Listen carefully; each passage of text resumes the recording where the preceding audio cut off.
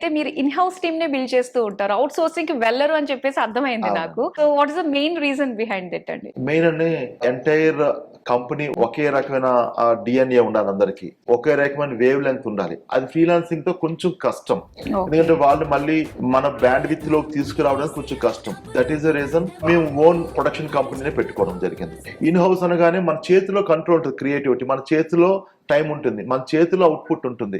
So night కి day కి సంబంధం లేకుండా క్లయింట్ కి అల్టిమేట్ అవుట్పుట్ వచ్చేంత వరకు మా ఎంటైర్ టీమ్ కష్టపడి ఆ యాడ్స్ ప్రిపరేషన్ చేస్తారు. Some times 2 days 3 days office లోనే ఉండి we develop films, we develop designs.